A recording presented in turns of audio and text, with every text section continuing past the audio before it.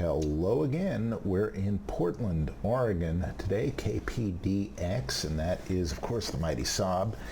And I was going to title this segment IFR and Cigar, and try and make it an ongoing feature, one in which I'd fly a tricky instrument procedure and smoke a cigar at the same time and not injure anybody, let alone myself. And unfortunately, the weather is just not cooperating all across this mighty great country of ours. There isn't really a bit of crappy weather to be had anywhere. So the closest to crappy weather we've got is Crescent City, which is just north of the Oregon-California border. And as you can see, it's not really crappy enough, but it's just crappy enough and just close enough that we can make a nice little flight here and not take up the entire evening. Smoke at least a portion of a pretty fine cigar by the looks of it.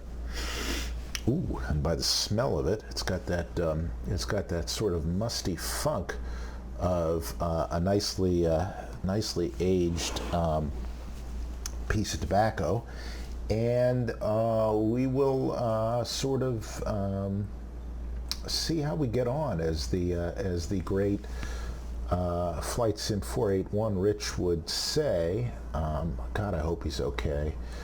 He hasn't posted a video in a while, but I do recommend you check out his videos, Flight Sim 481 on YouTube, because you'll get no better technical education on how airplanes work, how they fly, how they don't fly, and how you should fly them than from him. He's a former RAF pilot who I think had to give it up for medical reasons, and I just hope those medical reasons haven't overcome him. But anyway, we are right here, and we're in an airplane appropriate to our leg length. We're going to go into an airport that has, I think, let me double check, I think it does not have a full ILS approach. It's only got an RNAV approach, but no, it does have an ILS approach. And, oh, it's got a DME arc. That should be fun.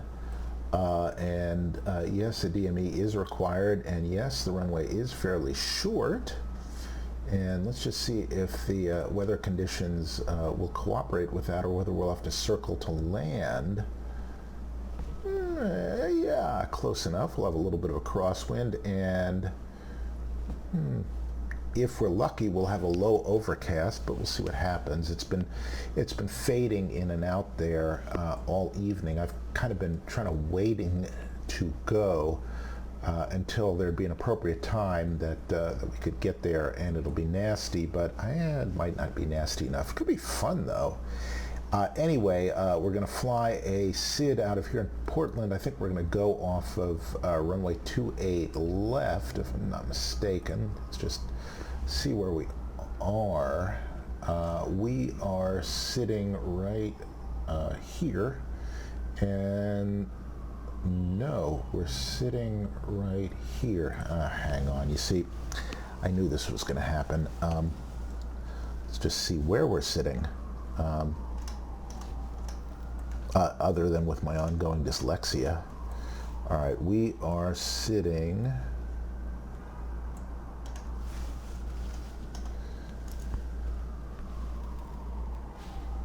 right over here. So we are going to launch off of 28 left, if I'm not mistaken. We will fly a pretty ordinary SID out of here, and we'll climb up to, with the performance we've got, we could probably get up to, let's say 200. I don't want to push it any more than that. We don't really have any terrain considerations to speak of above about 5,000 or 6,000 feet, because we're going to be actually going to the west of the major mountain ranges, although let's see, yeah, about 6,000 feet to get over all of it. We'll just go over top of Amoa, and we will dive precipitously into Crescent City here, and approach probably from the northwest, but we'll see what happens. I hate saying we'll see what happens, but anyway, we're going to go off the Portland 1 departure, and let me just pull up that plate. As a matter of fact, let me just see if I still have a subscription here to Navigraph charts. I think I do, if my credit card still works. Okay, yeah, so let's get a new flight plan in, and it'll be KPDX to KCEC, Crescent City, and put that in there.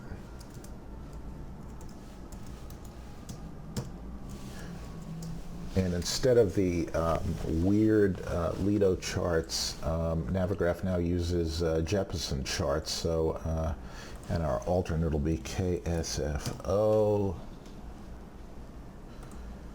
and we'll save that, and there we go, and that is correct. And at Portland, get some charts. Crescent City, we'll get some charts, and there we are. What did we say? We're going off at 28 left, you know. This is where I swear I am useless. Okay. So are we going that way? The wind is about 320, so we should be not going that way. We should be going that way off of 28 left. And I'm really not kidding you. This is how bad I am. If you were to plunk me down at JFK and tell me to taxi somewhere, I'd be useless. I'd be trying to hail a cab or an Uber or something. All right, so we will.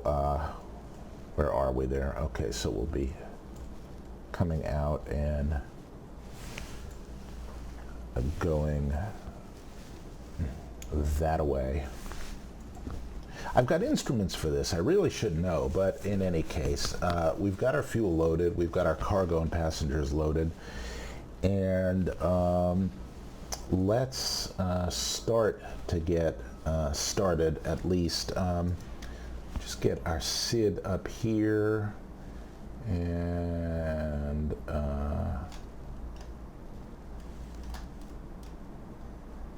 okay, we're going off the Portland 1, there we go,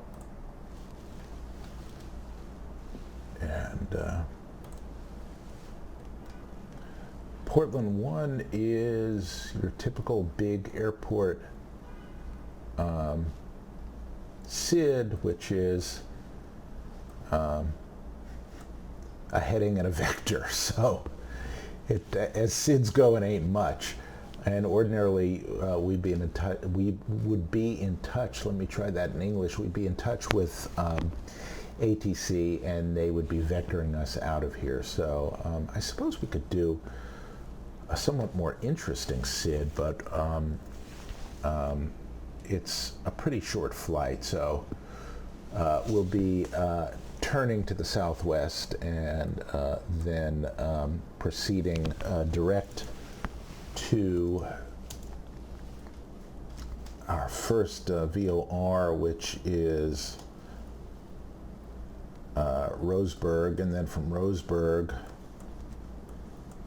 direct to another VOR.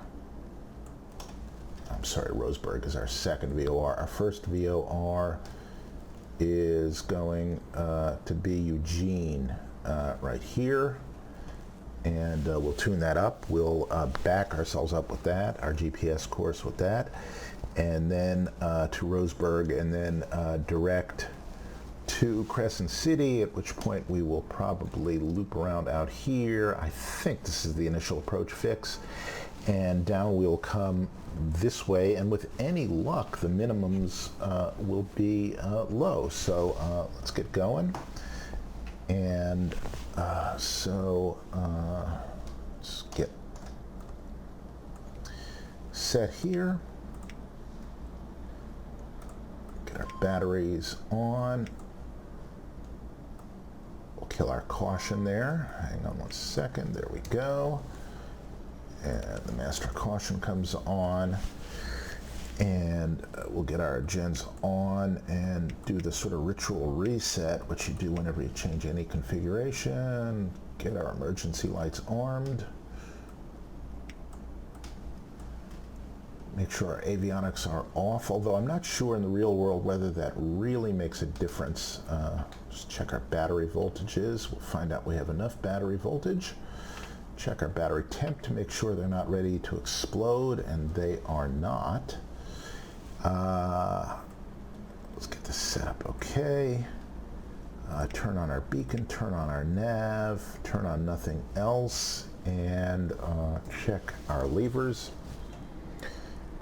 Make sure our power levers are in ground idle, and make sure that these two little things right here, our condition levers, are in start, although there's an alternative procedure for starting up, which is to start with them off, but either way seems to be good. So let's see, make sure we're all clear, and we're clear. So we'll start one. It doesn't really matter which one we start.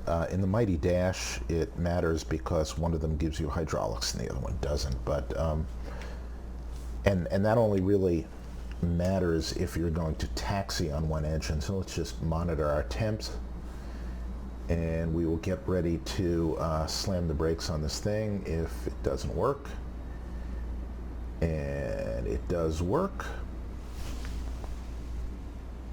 So in a second we'll get starter cutout, and there's starter cutout. The other thing I'll do is, for some reason, my yoke is not yoking, so let me just get that going, connect to the sim. Got my profile SAAB right there. Okay, we'll be connected in 1 second. This is our force feedback yoke, and if we were a horse it would be a force feedback yoke. No, it's not right. And it says connected, but wow, that feels light. That feels weird. I think there's something wrong. I just checked my profile here. I think wow, there's something incredibly wrong. I'm moving this yoke, and it's just like, whoo, going with absolutely no resistance. Well, we'll just do the normal PC thing and power it down and repower it up, because heavens to Murgatroyd, that's the way you fix problems.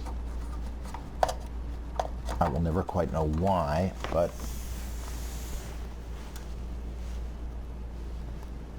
I mean, nobody reformed healthcare by turning it on and off, but apparently you can do that with computers.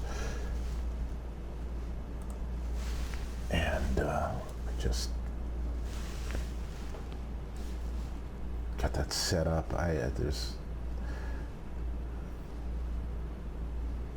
nothing better than computer stuff that doesn't work.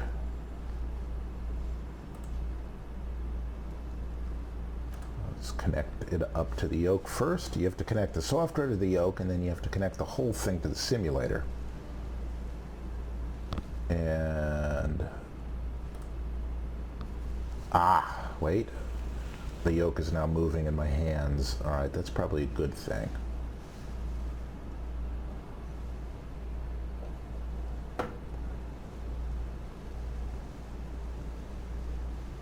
It literally goes through the motions, which is pretty cool. Okay, now I've got a yoke that feels like a yoke, and let me just check it right now. I've got a yoke that sort of acts like a yoke. That's probably just the animation there that's taking a little while to catch up to it, but there, okay, good. All right, first world problem, that's what it is. All right, we'll just reset the bleed there, we're good there. Reset the gen here, we're good there. And we'll start 2, scoot down, monitor the temps here, and looks magnificent.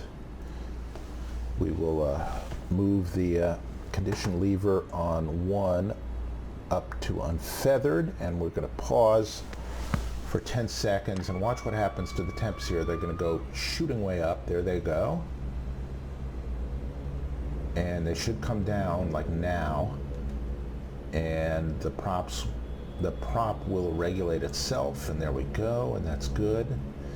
And now that it's done that, we're going to move that same lever up a little tiny notch up to min, and then we're going to move engine 2 up to unfeathered.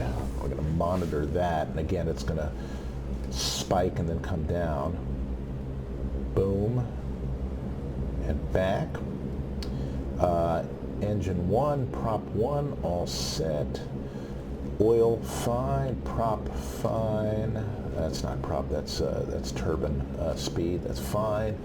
Fuel flow normal, prop oil normal. And looks like everything is good.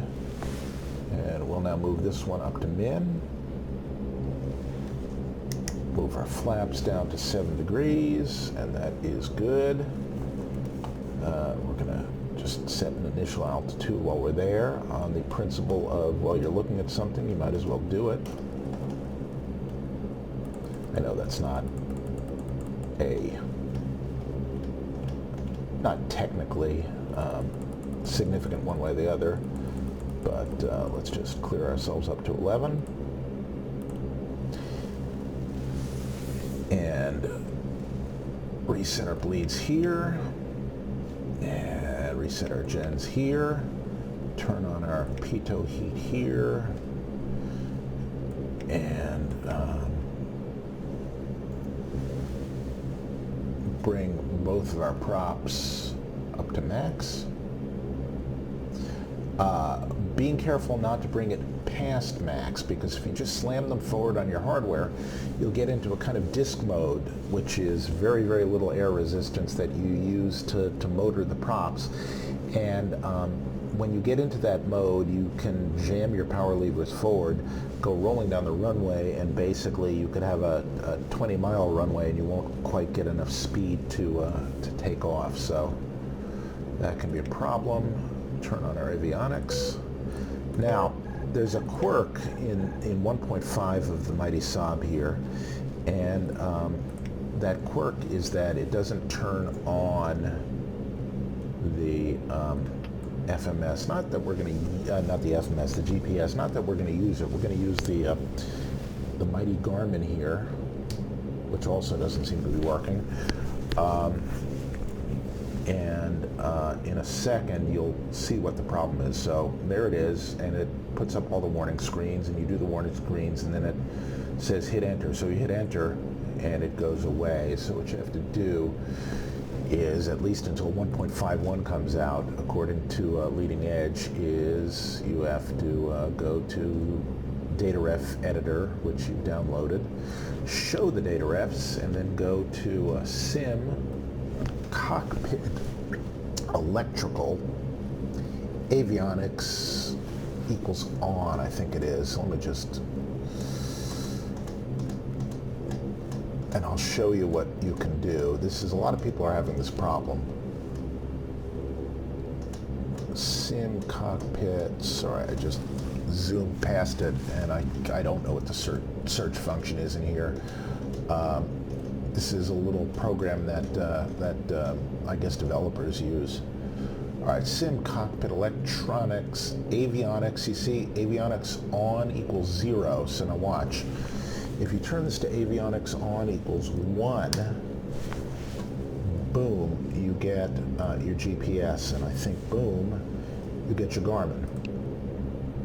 So just put that in there, and put that in there, and you'll hear the TAWS test in a minute.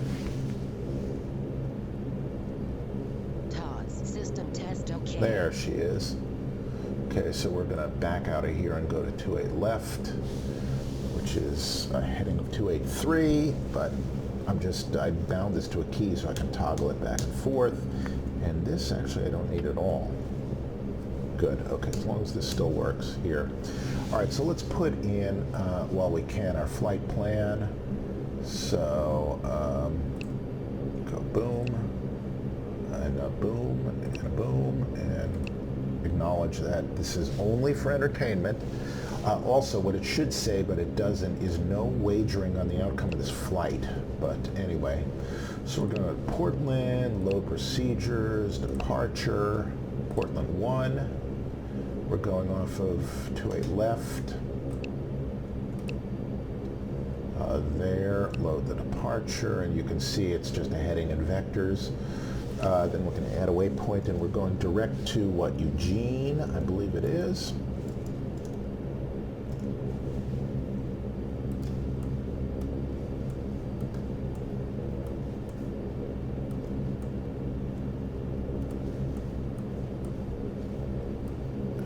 Yes, we're going to Echo Uniform Golf, so let's throw that in and see if it identifies it from the database. It does. There we go. And then we'll go to Roseburg, which is RBG.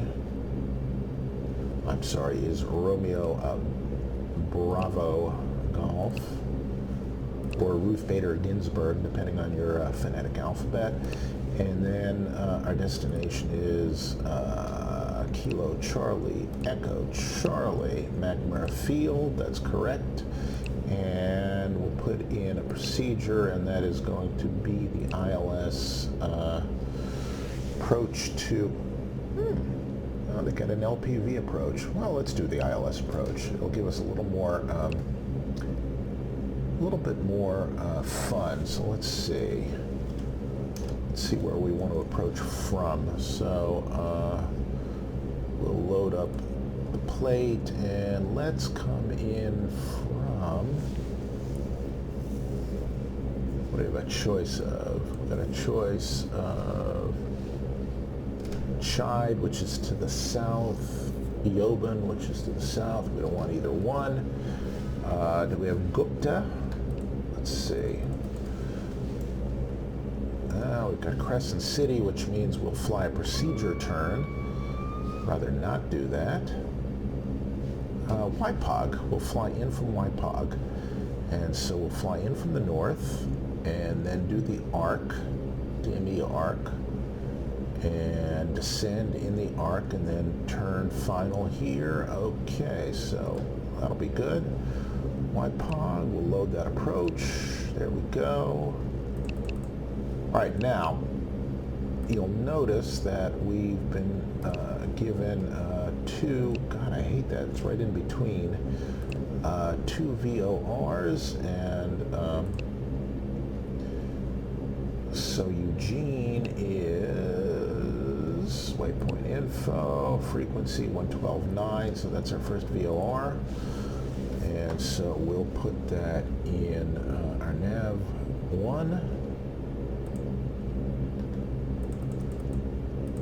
And you'll notice it's very dim here. I don't know whether that's realistic or not, but it's drawn some attention. But what are you going to do? Oh, that's not right. That's 1139. We want 1129. Okay. And our second VOR is going to be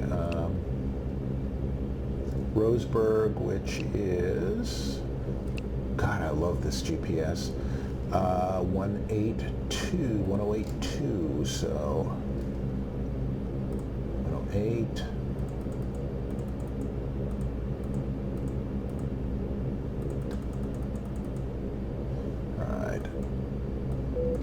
Okay, there we go.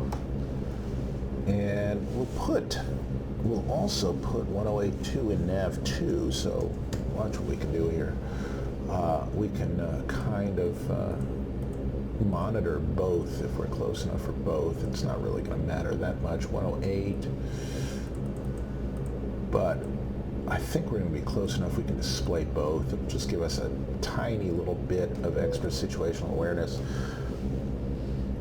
And that should do it. Our initial heading is going to be 283, so we'll set that up. I've bound it to a couple of keys, and I've set the option so that I can just see this. What I'm really doing is I'm looking at this, but this is a little more precise. All right, that is set up. Okay, second course, I don't want that yet, but that will display what this is, and I don't really need that. I don't need the bearing needle up if I can find it. There we go. Yes. All right, cool.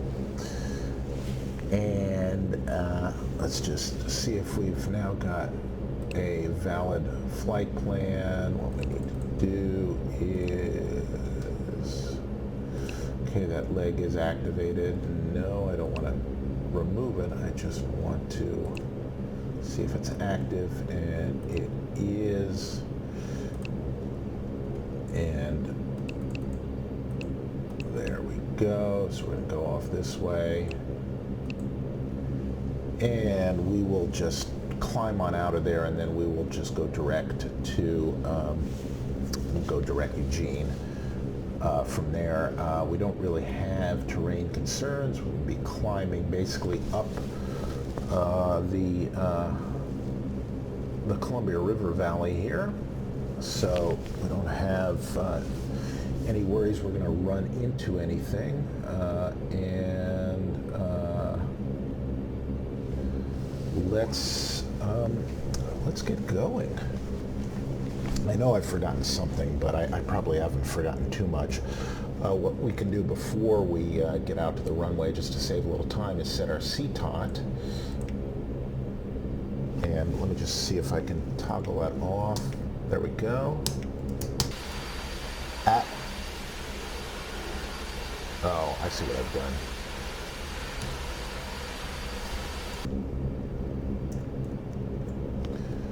Well, I don't know what exactly I've done, but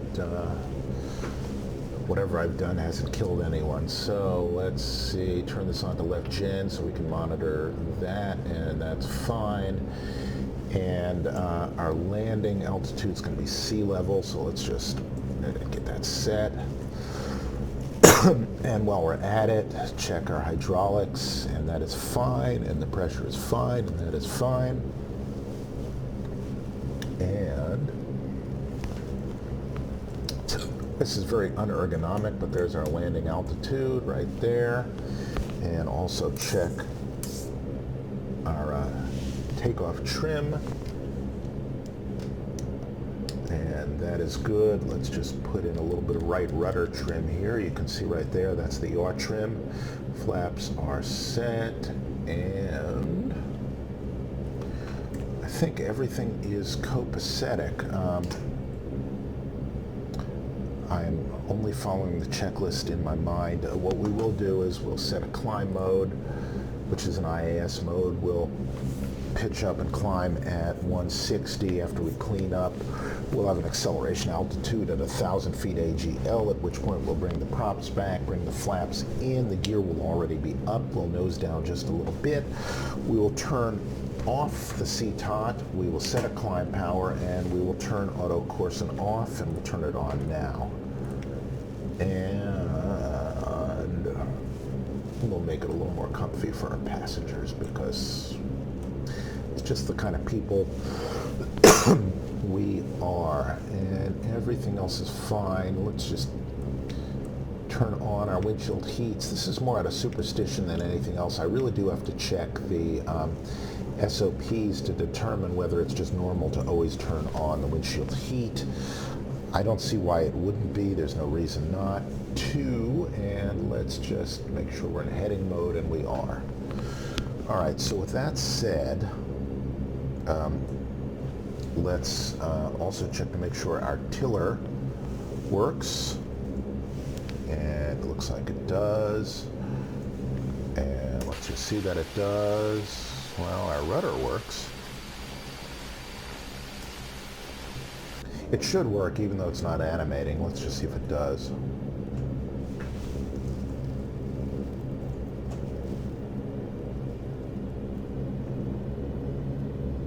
Yes, it does. Okay, good. And you hear the Mighty SAAB's hydraulics moan.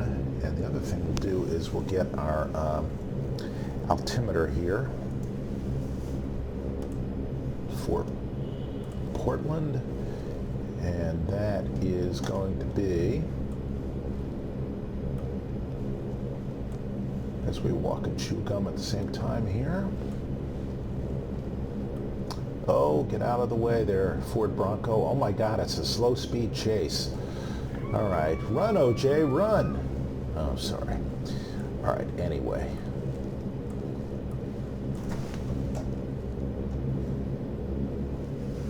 We are altimeter 2993. Well, it's hardly even exciting.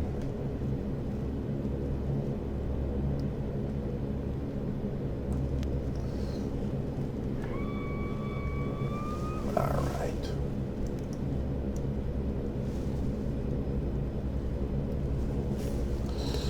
We'll try not to do a Southwest taxi. We don't really need the whole runway. We don't need any stinking runway. That's not true. But we will enjoy a little taxi out this way.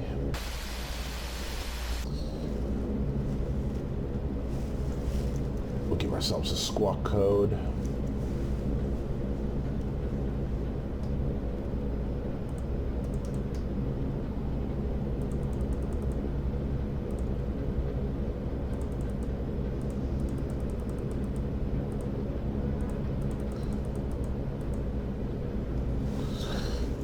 Although we probably don't want to be doing that. Oh, it looks like I have the sounds enabled for this silly screeching here in X-Plane. Hear that?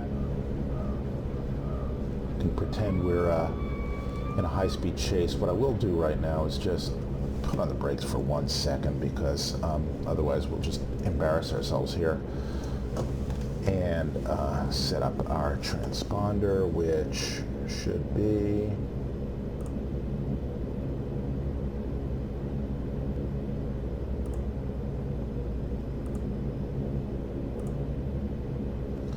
should not be that.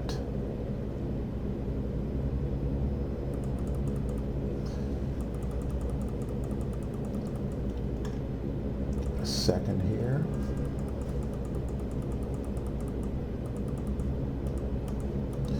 There we go. We will, as usual, squawk Kubrick. And you know what? I didn't have to do that, because we've got this here, and we could set it right here, but doesn't stop me from being a moron. All right, so here we go. And let's see what kind of frames we're getting here. We're getting good frames.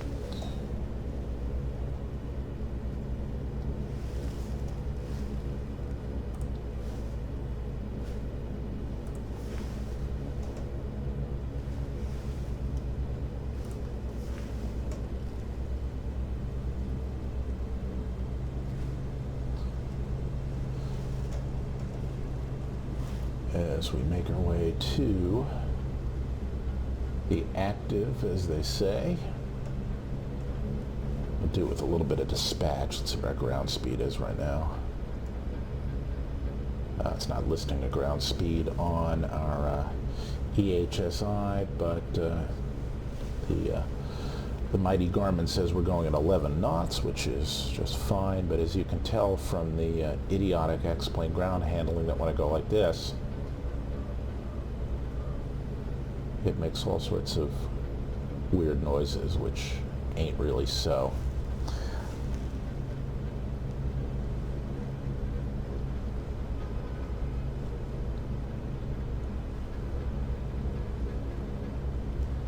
Just confirming as we taxi out here that our runway heading is behind us, and that is correct. And, you know, because this is an 11,000 foot strip and we are the mighty SAAB, we are going to request and get an expedited intersection departure. So we will go from Charlie 6 here.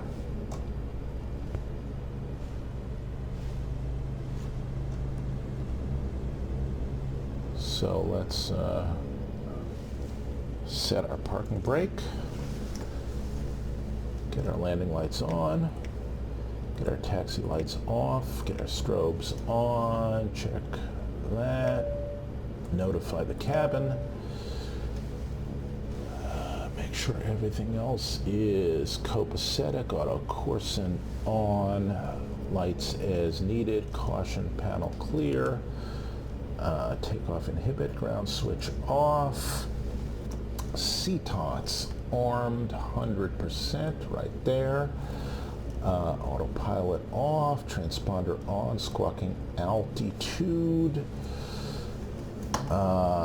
climb mode set, lateral mode set, altitude set, MCP all set, flap set, trim set, we're ready to go.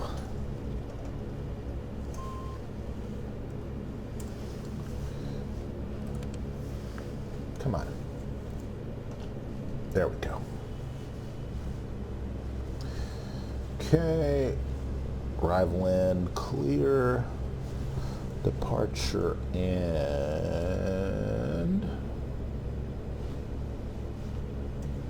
clear. Now I'm going to advance the power to about 80%. Actually, once I get past 60, the CTOT will kick in. It will drag it up to 100%. But I want the levers at around 80% because that's what I'm going to pull back to for the climb. So there we go.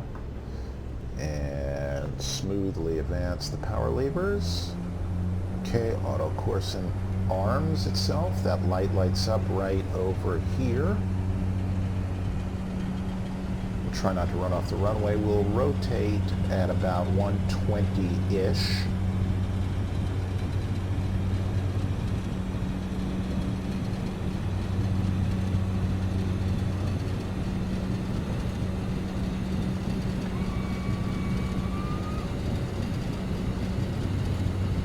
Okay, V1 and rotate. Go. And we do have positive rate, so up can come the gear. And we're waiting for 1,000 feet AGL. We'll just fly this heading.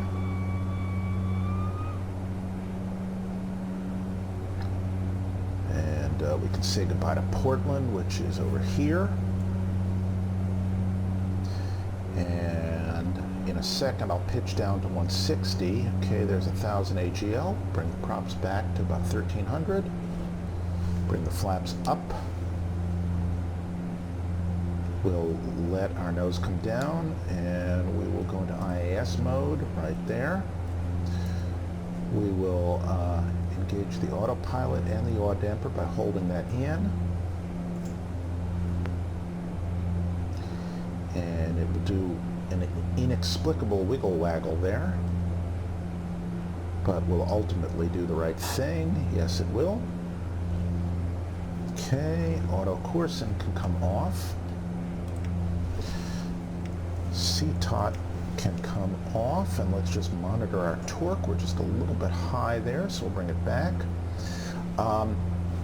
These engines are temp limited, not torque limited, but we managed to sort of bust both, just very slightly for a second or two.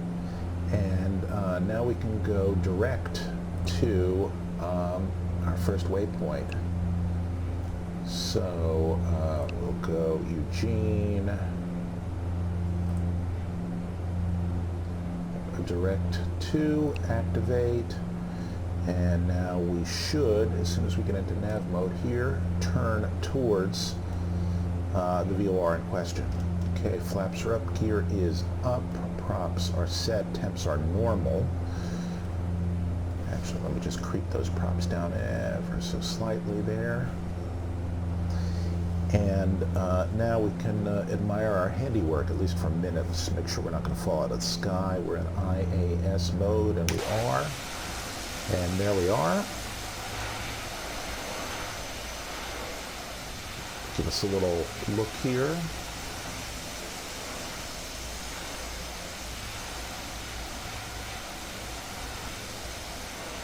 And there's the city of Portland right there. This is the Willamette River.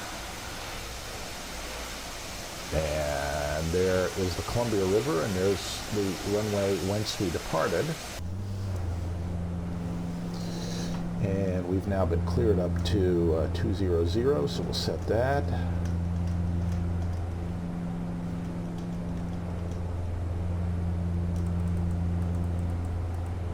And in a second, we will turn off the no smoking sign, and we will light a cigar.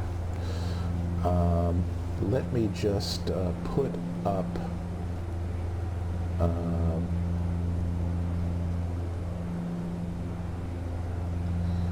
since I can't switch this side, let me put 112.9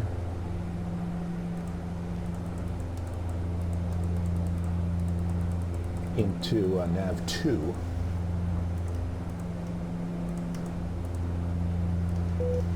And now we can present that by using the second course, and we are not close enough to that station to actually pick it up. Let me just make sure that's the right freak. I'll make sure we're flying in the right direction. Yes, we are flying south, and that is right.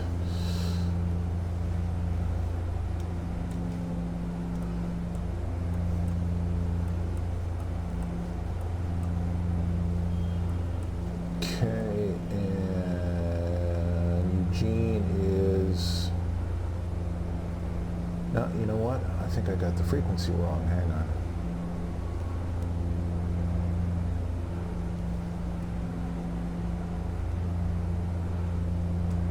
Did I get the frequency wrong? There it is, 112.9. No, I did not. We just are not picking it up yet. Do I have a second course? No, I don't. Then now I've accidentally armed vertical speed mode. Let me just get back in IAS mode right there. Just hit a wrong combination of keys. And so what I need to do is, because this is a SAAB, I need to go to my second course knob. Oh my God. That's really screwed. So, see if I can just get us in direct mode here. Just rotating this CDI around. I can also use, there we go. Okay, yes. Okay, we are direct Eugene.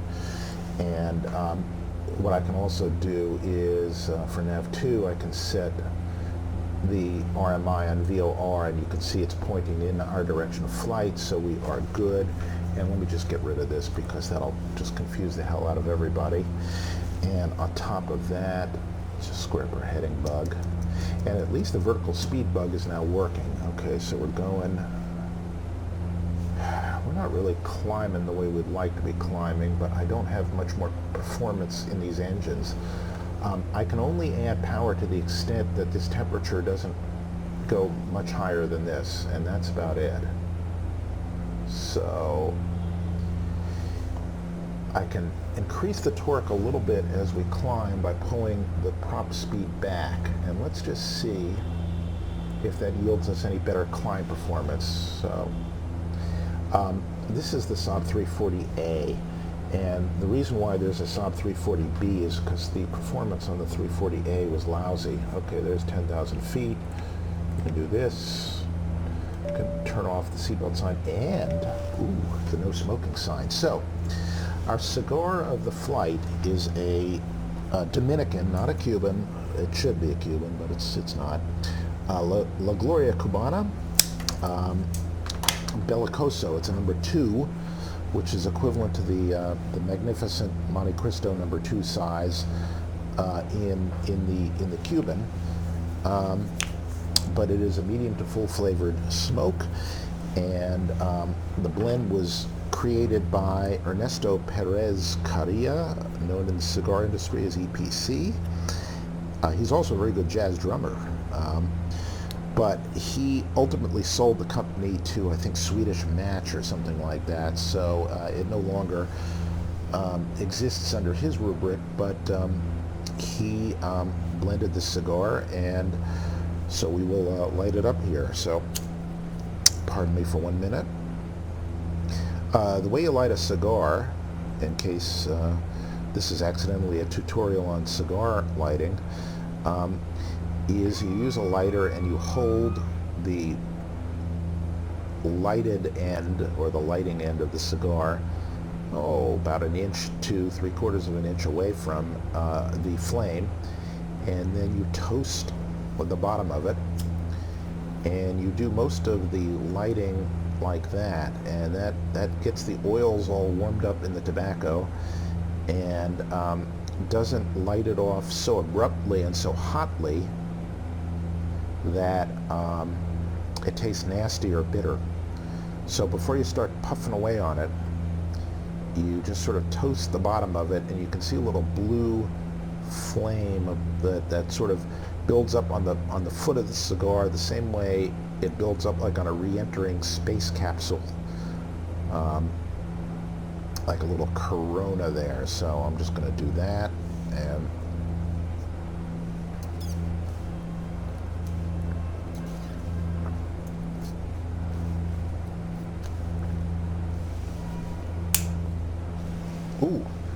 that's tasty. However, it is just a little bit plugged, which means it doesn't draw very well. So I'm not, unlike a turboprop engine, I'm not getting quite enough air through it. So one of the problems you face.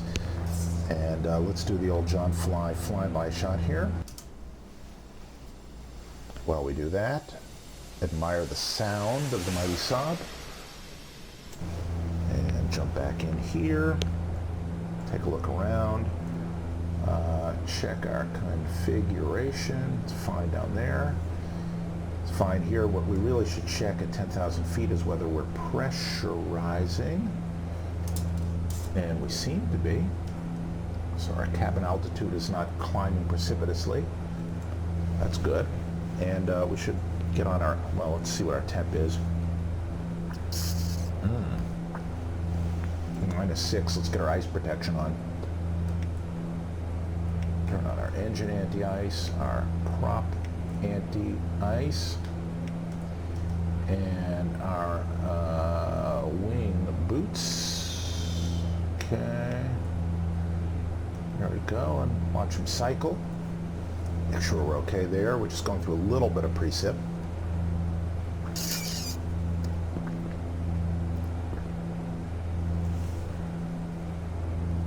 Oh, this is a little disappointing. I'm not getting enough flavor through this cigar because it's not drawing very well. Damn it.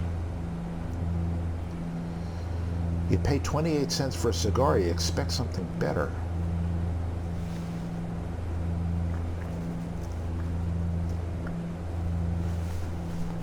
I forget which politician in the 20s said what the country needs is a good 5-cent cigar.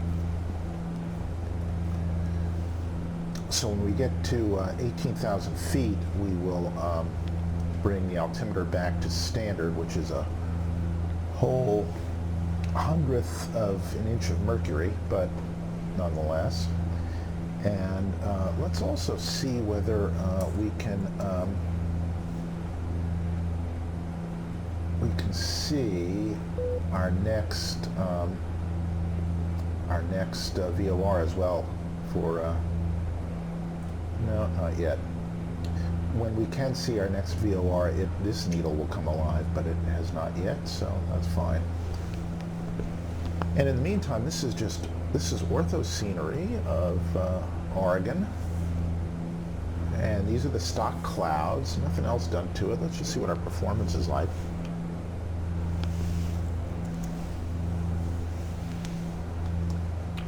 We're getting 30 frames and I'm on VSync, which means it will lock it to the nearest 30, so it'll be either 60 or 30, because my monitor does 60, so that's all fine. Temps are nominal. You notice how the torque is decreasing as the air gets thinner, because the propellers are biting into thinner and thinner air. So let's just see if we can creep the props back and get a little more climb out of this.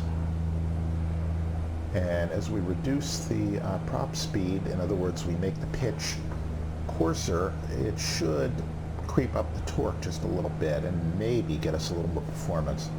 The other thing I'll do is I'll just inch up the power just a little bit, and so we're getting 700 feet per minute, which is not brilliant, but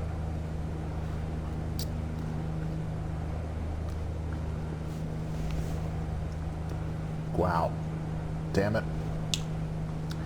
It's a good tasting smoke, but because of a flaw in the way this one was rolled, it feels like I'm trying to suck a bowling ball through a garden hose. And we know how painful that can be. All right. This is some pretty lazy flight planning too here. In a second we'll plan our descent and brief our arrival, because we're really not that far away. It's only about a 55-minute flight.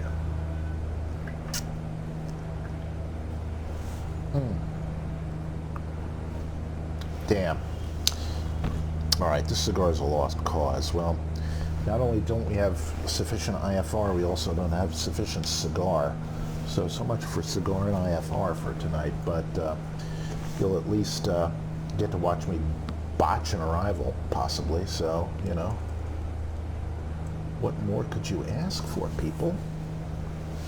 All right, so that is ortho, and that's pretty good looking.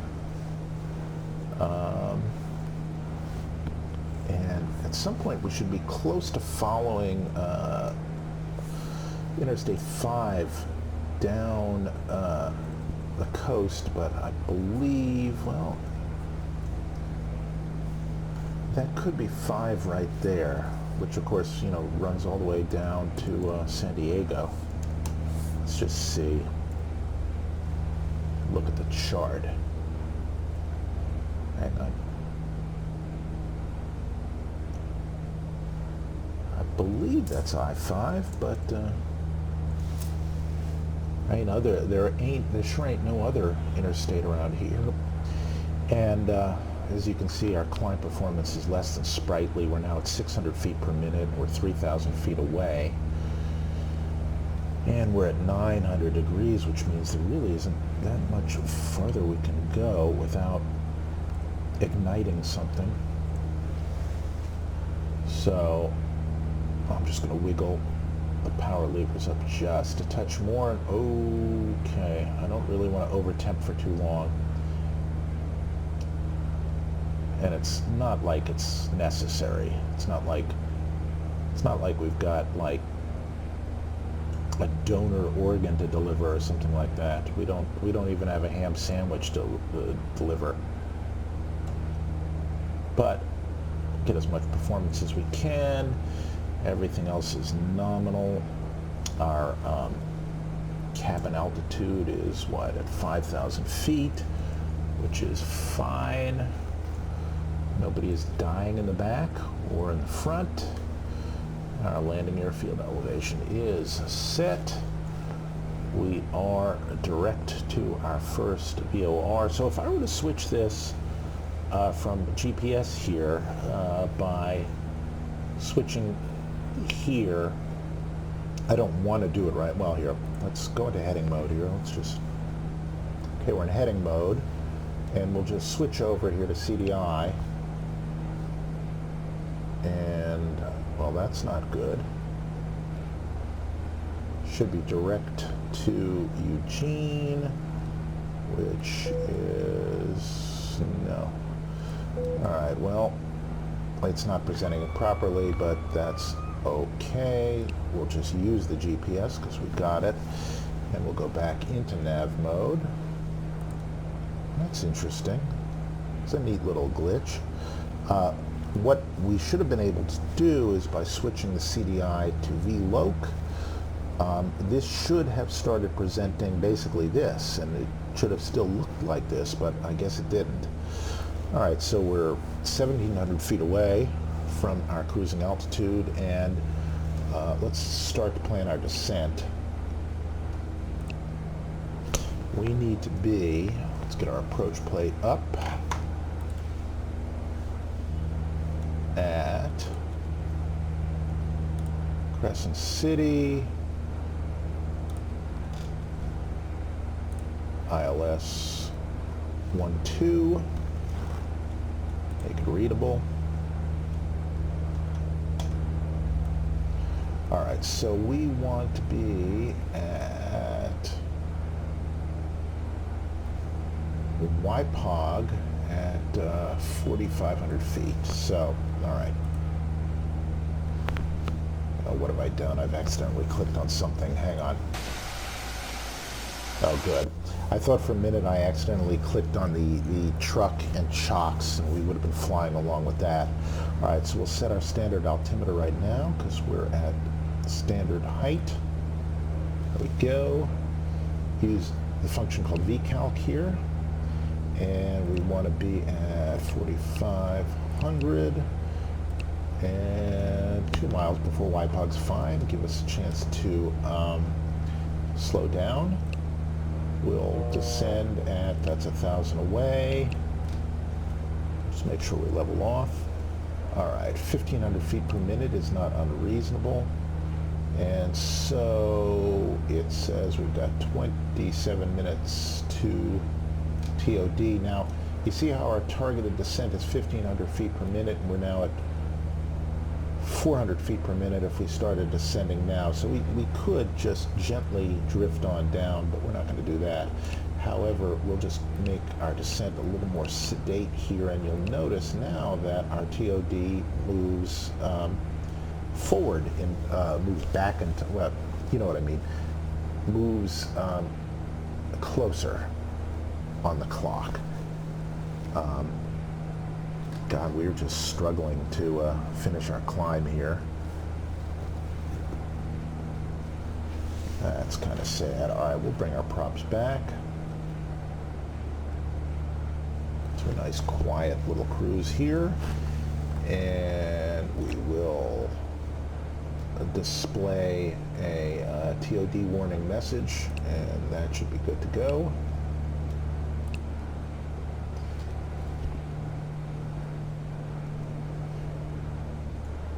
So there we are, and now that we don't have a damn cigar worth a damn, I'm just going to turn the no smoking sign back on, because if I can't smoke a cigar here on the flight deck, then nobody can smoke back in the cabin. I'm sorry.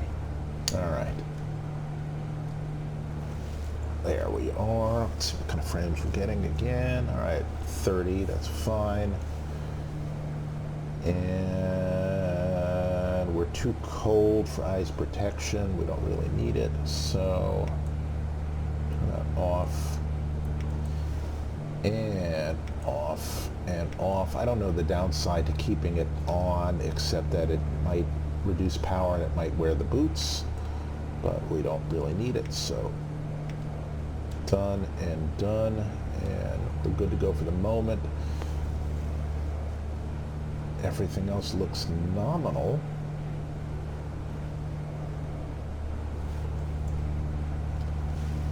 And there we go. Let's just check our weather in Crescent City.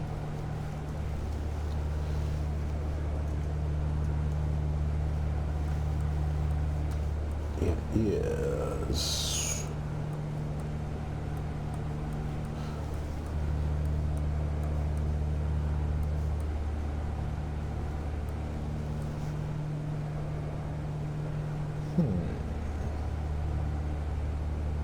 the wind's shifted a little bit, but we're still gonna fly the ILS approach. Other than that, it's not horrible, not great, and at least it should be interesting, so that's not so bad. And if we can't land there, we will, well, we can fly to a million different places. We can go all the way to San Francisco. We can go to Reading, actually. Wouldn't be a bad diversion, which is right over there. And it's a nice airport, and it's got a nice runway, and it's nicely equipped, and it's not likely, because it's not near the coast, it's not likely to deteriorate any more than it has. So that's not a bad place to go, but there are many places we could go, so it's not a problem. And we have leveled off at 200, so we are good. And just see whether we can pick up Roseburg yet. No, we can't. And we're coming up on Eugene here. We're 13 away. So what will happen is we'll pass the station. We'll see this flip around backwards. And I still don't understand why I can't navigate to it. So let's just try that one more time. I'm just going to get in heading mode so we don't jerk around when I switch things around. That's really all the reason for that. We'll go into CDI mode, and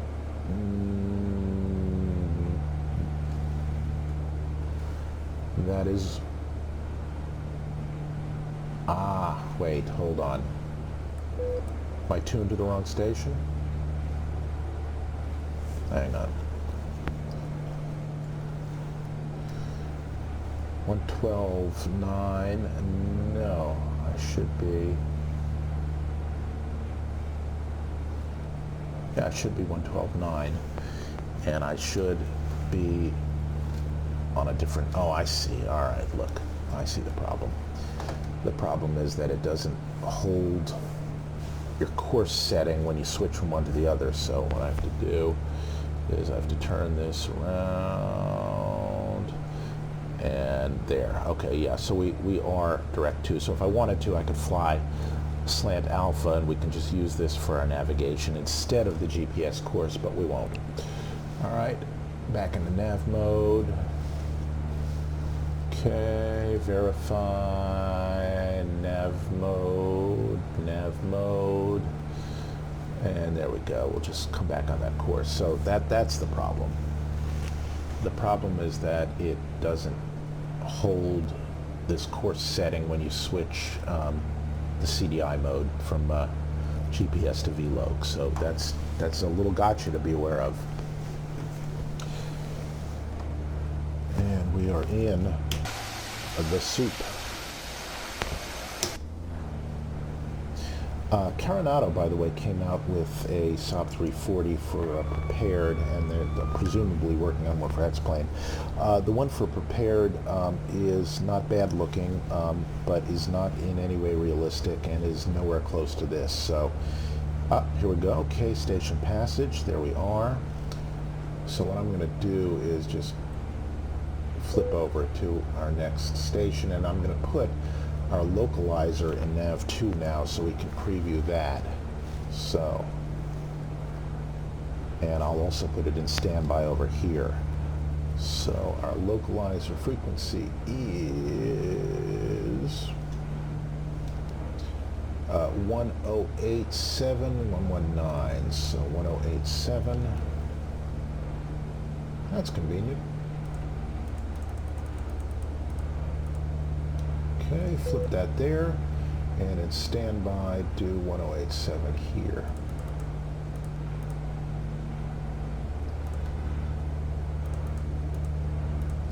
Okay, done and done. And now, what we'll do is we can, at some point, we'll put up our second course here, and actually we'll set, what was it, 119 for, yes, 119 for the final approach course. We'll set that in our second course right here. Oh, it's not displaying it. Hold on. Nav2 course. There we go. And now when we do this, look at our upper left-hand corner of the screen. So we'll set that to 119. And that is how we will preview our localizer. And in the meantime, let's see where we are with respect to our Roseburg VOR. We're 46 miles and change away from that. And we're probably about 18 minutes from our TOD. Let's find out. So utilities, VCalc. I gravely underestimated we're 10 minutes away from our TOD. Good. And good. All right. So what we'll do is when we get there, we will set 4,500 here. We will then set the VS mode, vertical speed mode. We'll set the vertical speed for 1,200 down, and down we'll go. See, if we started descending right now, we'd have to descend at 693 feet per minute to make our target, but we don't have to worry about that because we're going to descend a little bit later and a little bit more steeply. So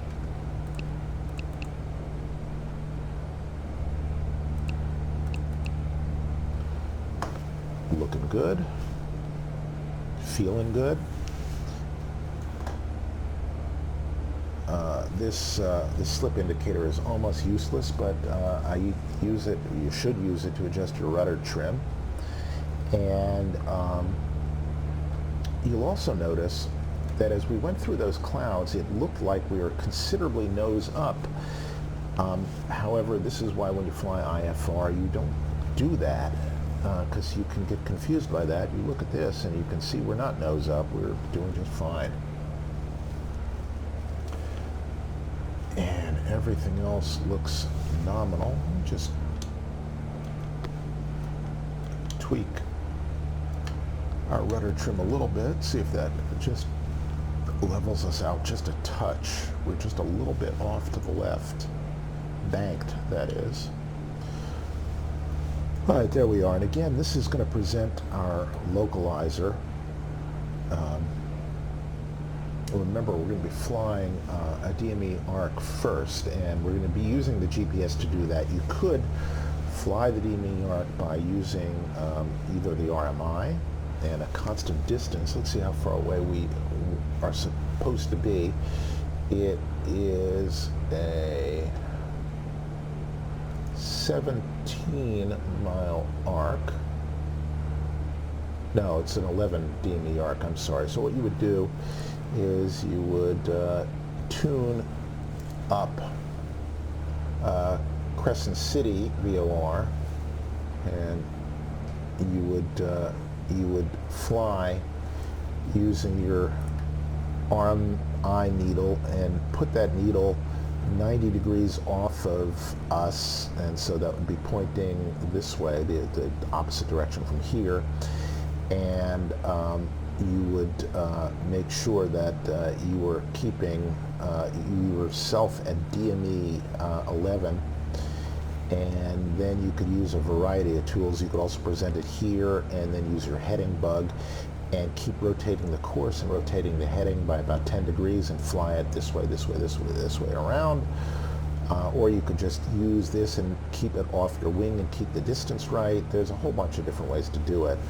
But we're going to do it the lazy way, which is we're going to merely, you can see right here, we're merely going to use the GPS to fly us on that segment. So we're going to be footloose and fancy free. Our missed approach is going to be a runway heading, and then the 3-4, well, the 166 radial off of Crescent City, so we'll tune up 109. Okay, that is our localizer, and we will tune, hang on, let me just flip-flop it here. What is it, 1090.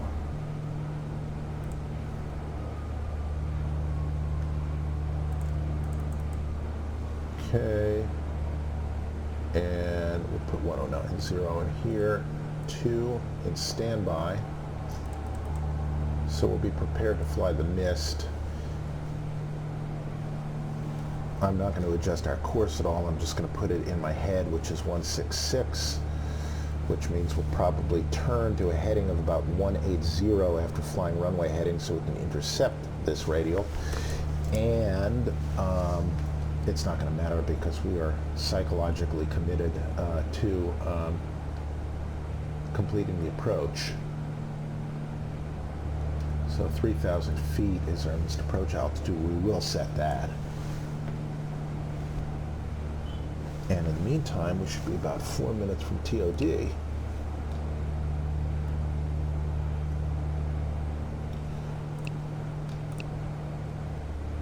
I'm sorry, 4 minutes and 41 seconds from TOD, but nonetheless. Okay, YPOG is where we're going. Oh, my neck hurts. All right. My neck hurts in anticipation of a poor flare and landing. Now, the airplane is not going to go anywhere until we give it a mode to descend in, so I'm just going to spin this down right now.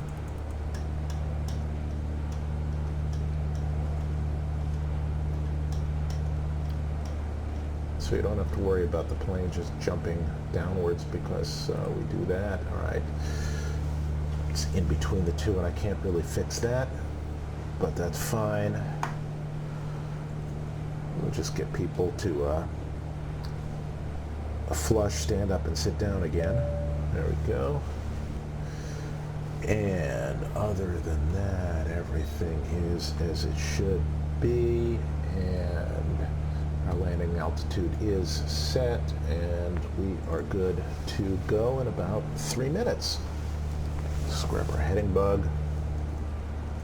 And again, the reason why you do that is in case you want to switch immediately out of your nav mode into heading mode, you don't accidentally end up jerking yourself all around the sky, is mainly what it is.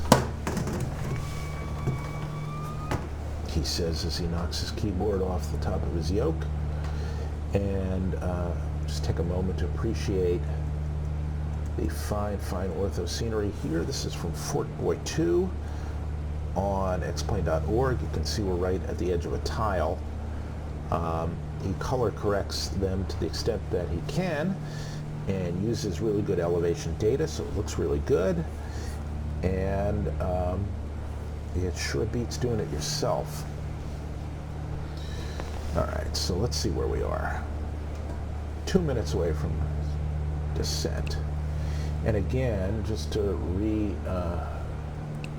rebarf, what we're going to do is we're going to go into vertical speed mode. We'll set 1,300 feet per minute. We'll monitor our speed, and then we'll adjust our power so that we don't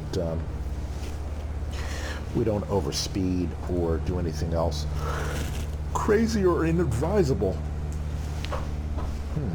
And while I'm at it, let's see what time it is here. Oh, while I'm at it, I want to buy a Honda Jet, which is about $6 million when you're done with it. And so what I really want to do is check and see whether I won. Okay, that's RBG right there. Whether I won the Powerball. Let's see. 14, no. 29, no. 57, no. 61, yes. 67, no. 17, no. All right. No Honda Jet for us today. Square up our heading bug, and we are about to descend here. Let's just... Okay, we're direct to YPOG. And utilities, VCalc. Okay, descend to target. So VS mode. And now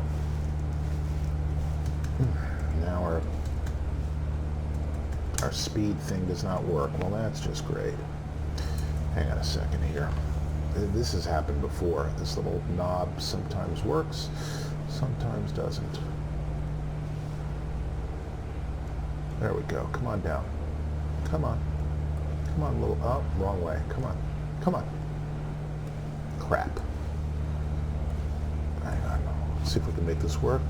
400, 300. Come on down. This is awkward. -2, 4, 5, 6. I have a speed key for this, but it's not working. All right, so we'll go down to about 1,500 feet per minute. All right, now we just have to monitor speed to make sure we don't overspeed, and we'll roll off the power as needed. We'll verify that we're getting the performance we set, and we are. And yeah, I know we're at top of descent. Okay, YPOG, and now, because our next waypoint is YPOG, let's just activate the approach, which will take us direct YPOG, and it does, and there we go. All right, so we're inbound there, and let's just make sure the rest of the sequence is still in there. And it is, and there's the arc, and it's around this VOR. And while we're at it, let's set that VOR in the active. And we've got the localizer in the standby. We're not picking up either one yet. And we're just going to descend, and by the time we get right about into this cloud bank here, we should be at the bottom of our descent. And our altimeter is what, 3001, I think it is. Let me double check. Go away, foul Powerball.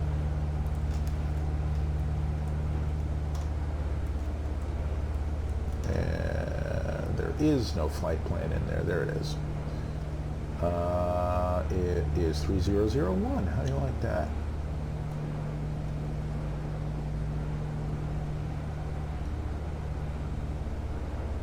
Now, I don't know why we should be bouncing up and down like this, because the only thing I've changed is the altimeter. That's interesting. All right, let's just keep an eye on this here, because it could get really funky. I think I see why it's doing what it's doing. It's probably because we're overspeeding a little bit, but not much.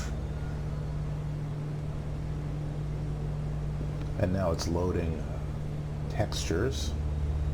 Come on. There we go.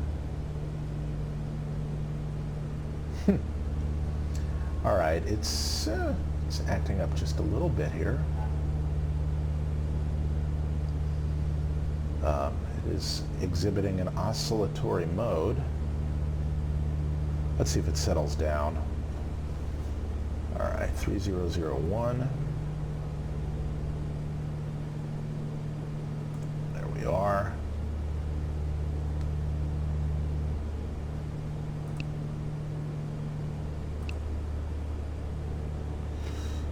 Right.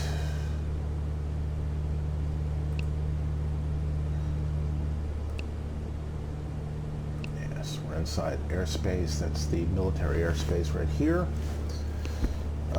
We don't care. All right. We are now doing what we should be doing.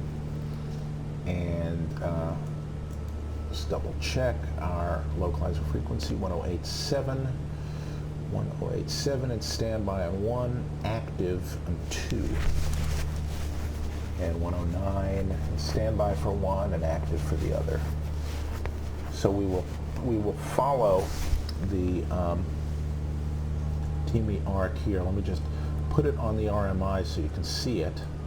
Right now it's pointing that way, and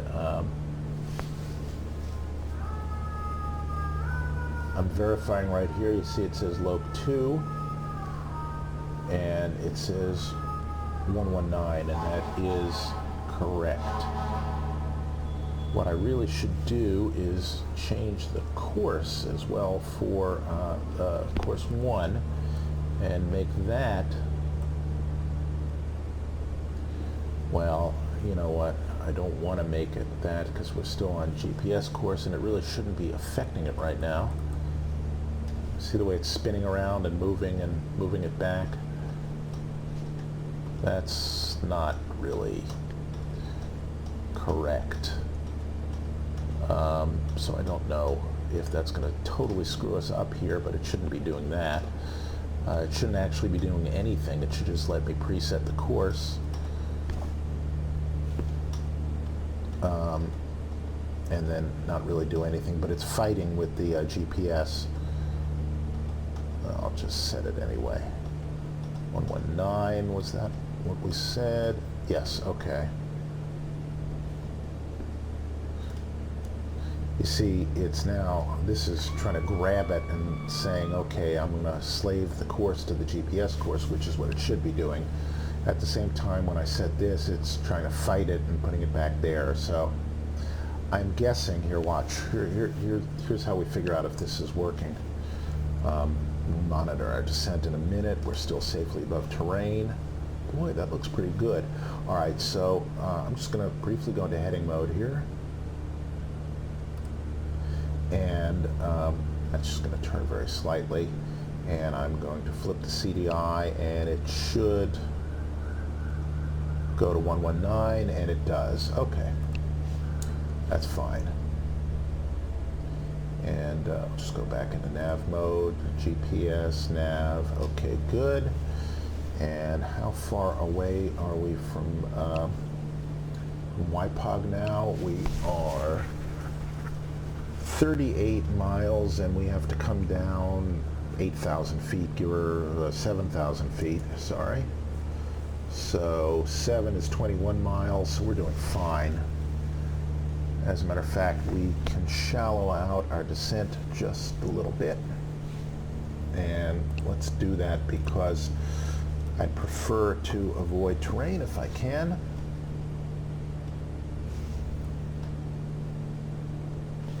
And this sometimes works and sometimes doesn't. There we go. Come on, the other way, other way, other way. I hate these manipulators. 14. Come on. 13, 12, 1,100 feet per minute. That should do it. I love the way the clouds nestle into these mountains. Okay, there we are. We're settling down to the correct 1,100 displayed, 1,100 performing. All right, we're good, we're good. And again, when we fly this DME ARC, when in a minute you'll see this is VOR2. It should be pointing off our left wing when we do this. So you'll see that change right there. However, right now I've got the localizer set up, so watch, if I turn it there, that is actually the Crescent City VOR. And we're flying right at the Crescent City VOR, but what we're going to do is we're going to honk a right turn, and we're going to fly around out that way and do a little arc. And so we will turn right, and since we turn right away from the needle, this will end up about there. But let's not screw with that yet. And actually, we won't need to flip that around. We will keep this presenting the localizer because right now we've got our nav1 tuned to that, and our nav1 is going to swing around, so we'll do that. And this is more for our situational awareness than anything else, because we're flying actually independent of either one of these, at least for the moment. And here, let's do another John Fly shot.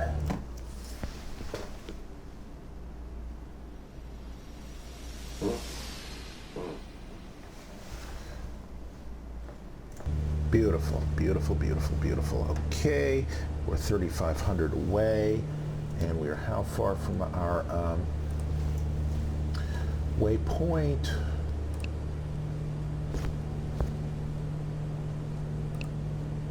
$35 and 25 miles. We can actually come down about 7,500 feet. We don't need to. So what I'm going to do now is shallow out that descent a little bit more.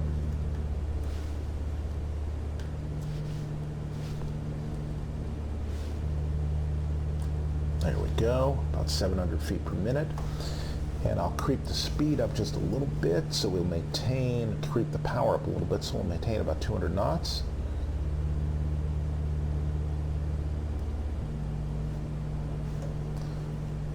Stay on schedule here.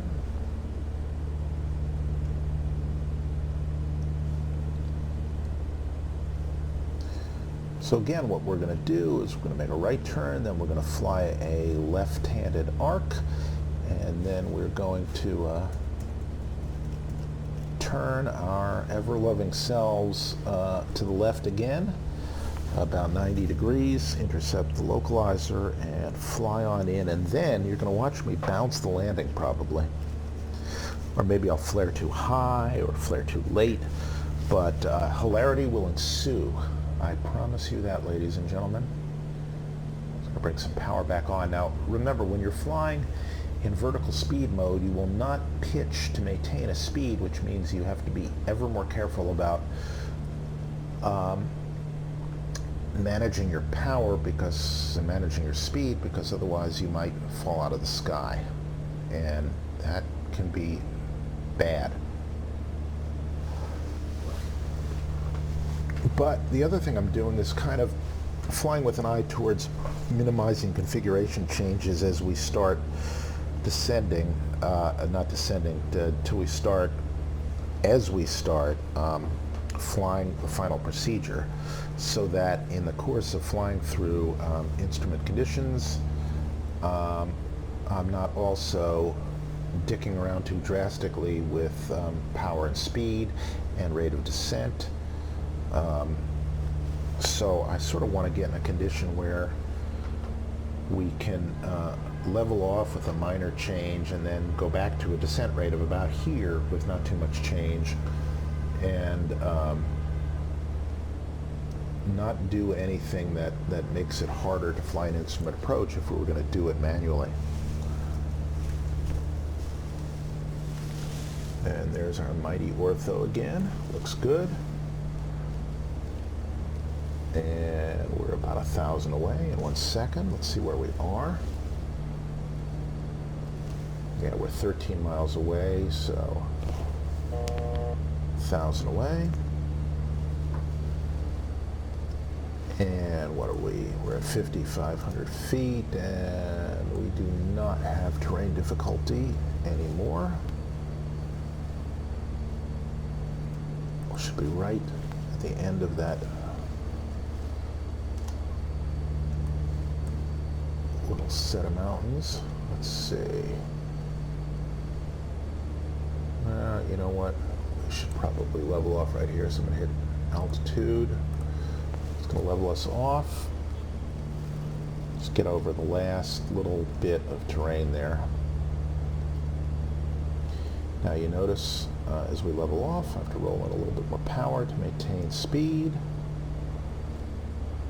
Also, you notice we're oscillating a little bit here, but I don't know how much of that is true in the real world.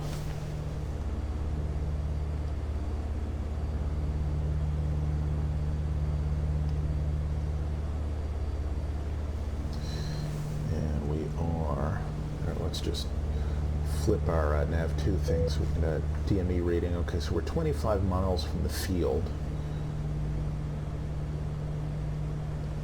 flip this back over here to our localizer frequency. And seatbelt signs are on. Landing lights can come on. Auto coursing can come on. And we are ready to go.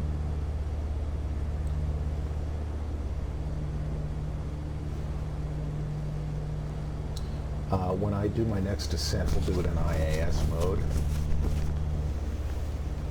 So what we'll do is we'll engage IAS mode and then roll off the power slightly, not much because we're not coming down very much.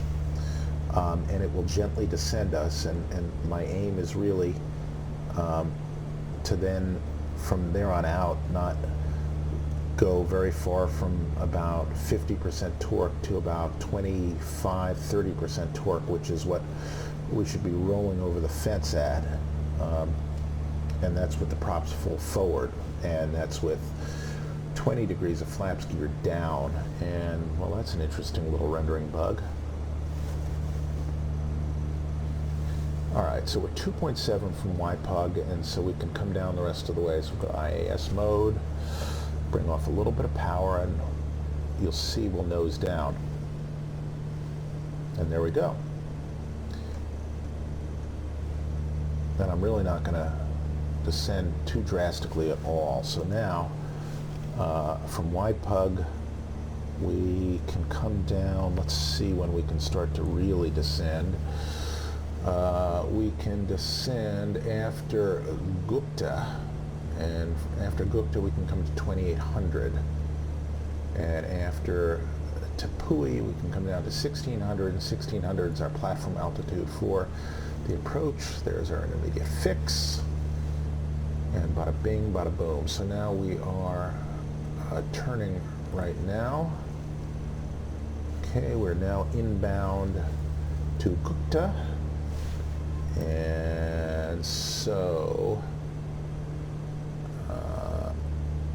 after Gupta we can be at 2800. So we'll set 2800 in our window. We'll wait till Gupta and then start coming down again in IAS mode. We're going at 200. We'll maintain 200. That's not an unreasonable speed to be flying that DME arc, at least for the beginning of it. Okay, so we're 3 miles from Gupta.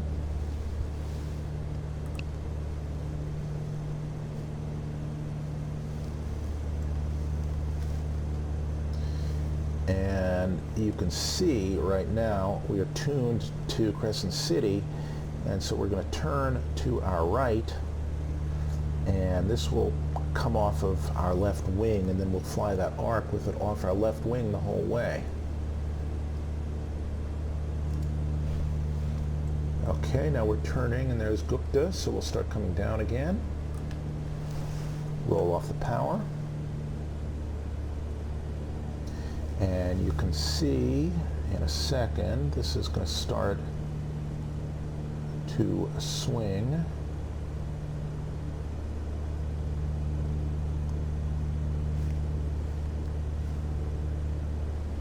Okay, 2800.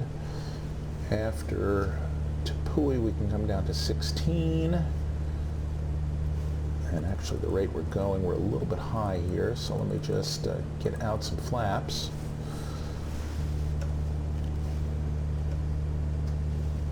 Roll off the power right there.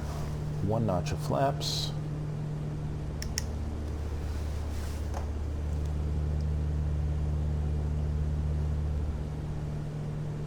And down we go.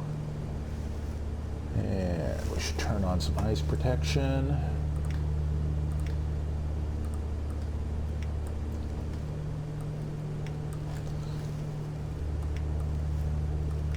Okay, there we go.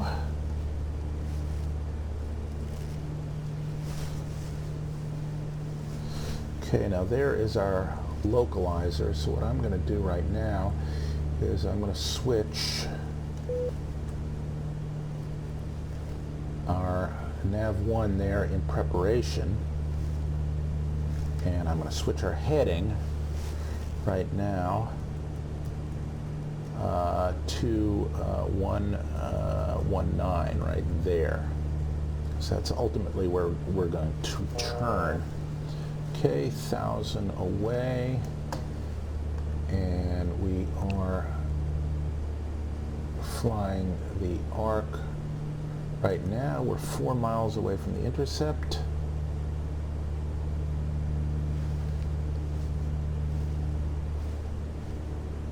And you can see how we are now set up to do that. You see how we're in a gentle turn. And in a second we will be, we're 3 miles away from our intercept, and we are about 300 feet away from our platform altitude. So this is great. We are in really good shape here. So let's bring our props forward to max.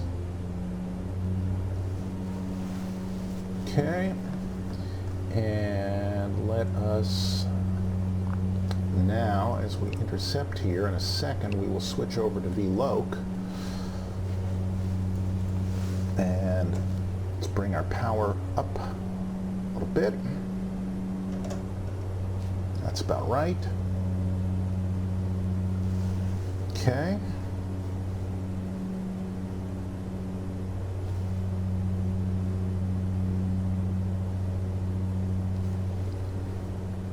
And our heading is just a little bit off here. So let's switch into heading mode. Let's switch our CDI here, and let us switch into nav mode here and intercept our localizer.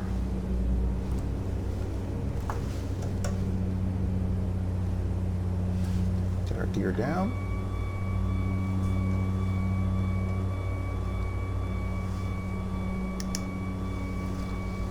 And naturally, we are not intercepting our localizer.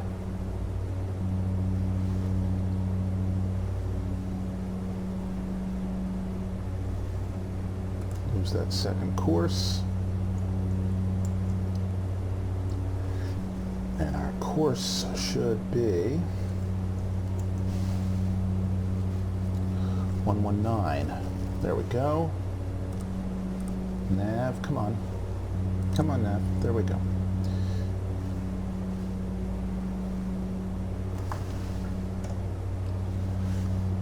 Okay, full flaps, and yeah, we're going to miss it. Are we going to miss it? We're going to overshoot it? Nah, a little bit.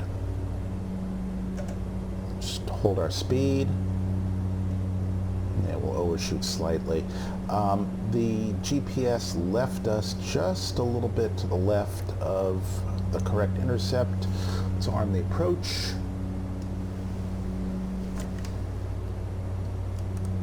Okay, approach mode is armed. Here comes the glide slope. Just a little bit slow. We'll square up our heading bug. Gear is down, flaps are down. CTOT is armed. Nope, let's disarm it because it shouldn't be bouncing up our torque like that. And down we go. All right. Autopilot is in. We're fully configured. And what I'm going to do in 1 second is fly the airplane myself. A little bit fast.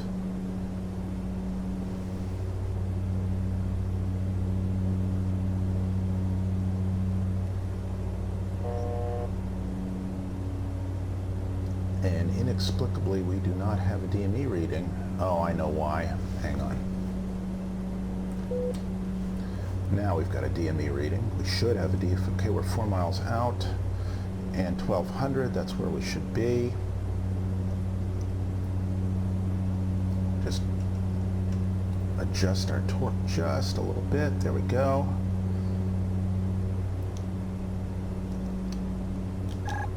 Okay, autopilot out.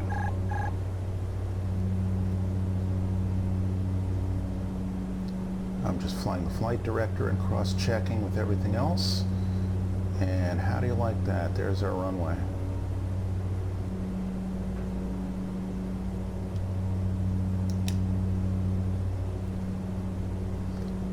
But let's not look up yet.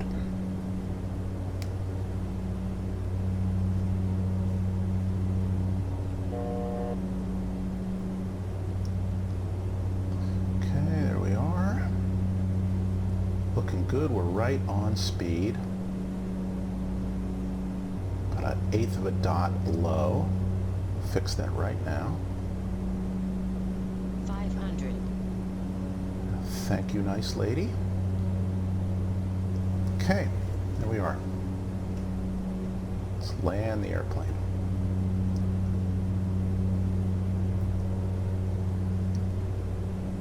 Again, I'm doing almost nothing here.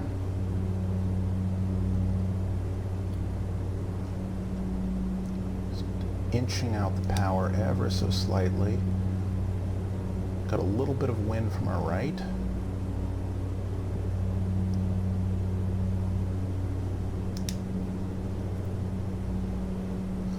Okay, there we are. Over the numbers at about 50 feet. It's a short runway.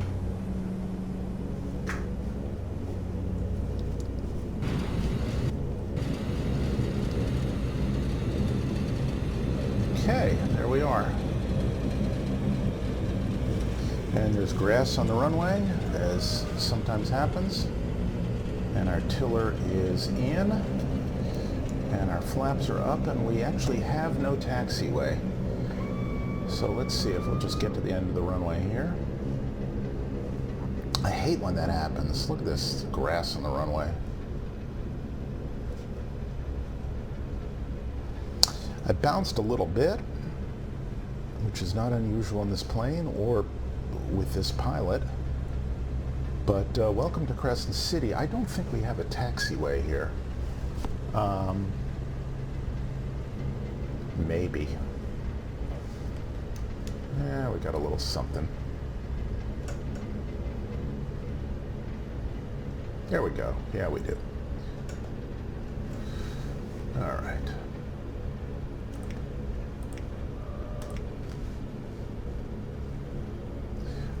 It's not exactly appropriate to this airplane, but we'll do what we can.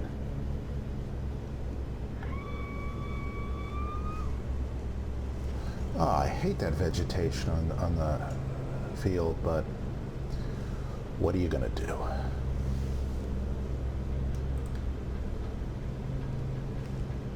Okay, flight director can come off. Strobes can come off. Taxi light is on. I'm just sort of cycling in and out of beta mode here.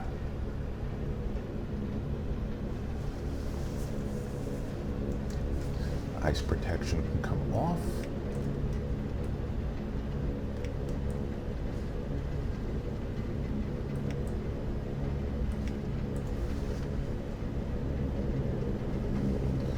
Turn our taxi light off now. We'll be nice and considerate. And we'll just plant ourselves where? Let's see. Right here. Oh yeah, next to the Falcon there, the Falcon 50. Very nice.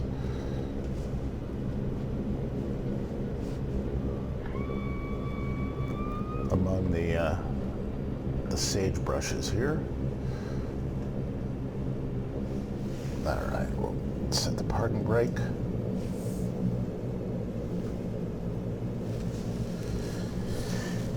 And bring the props down to min.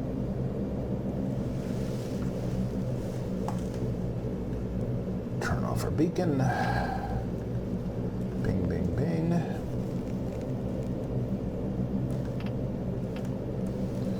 Turn off our transponder. And and shut her down.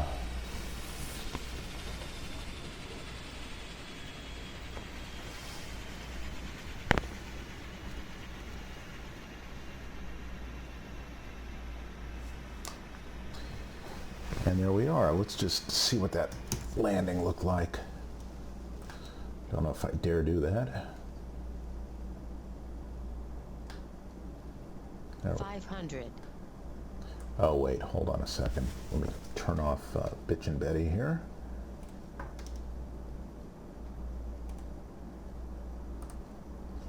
Otherwise it'll say don't sink all the way down. There we go. Okay. And there's no sound in this airplane for replay, which is too bad.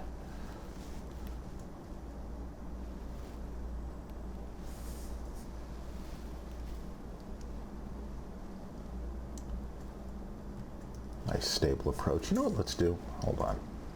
Sort of silly. Let us look at that. That's beautiful. Of course, I've already turned off the avionics, so that's not good. There, wait, come on. Why I oughta.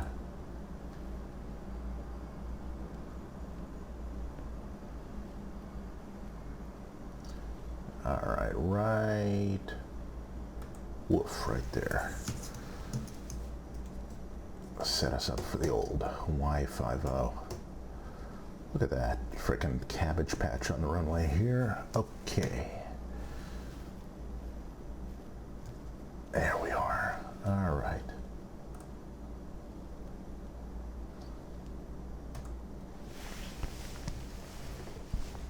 See, I'm slowing at this point. That's why I'm ever so slightly nose up.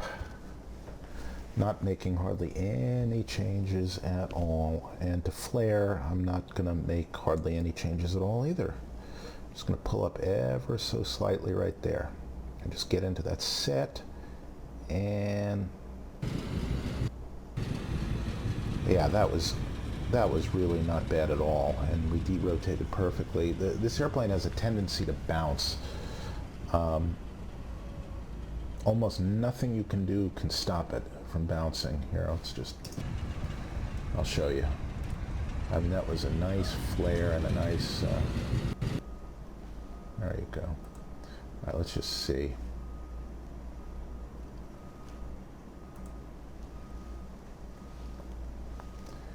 I mean, there's barely any change in attitude here. Just roll off the power ever so slightly. I don't think you can see it in the props. And I mean, that's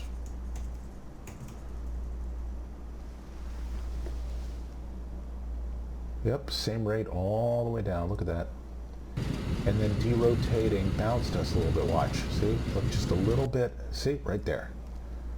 And I'm not sure that's kosher, but and look at how slowly we derotated. I mean, that's almost a thing of beauty. I know. It sounds like I'm working the refs, but yeah, I'm sorry. That was really nice. That was a nice approach. Here, let's see it from.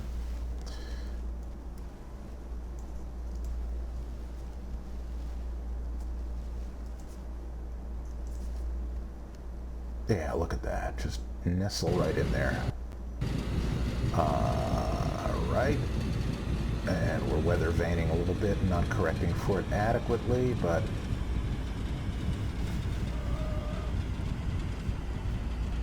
that's the kind of pilot we are. Okay, and on that note, I'll leave it there, and hope you enjoyed it, and let me know what you think. And I'm going to have a surprise for you in the next video. It's not going to be the Mighty SAAB we're going to fly in. It's going to be the Mighty something else. And if you're a regular viewer of this channel, you know what that Mighty is. And you probably haven't seen it in a while, and I haven't flown it in a while. But damn it, we're going to fly it next time. So stay tuned. Watch this space. tune in tomorrow, and I'll see you guys real soon. Bye-bye.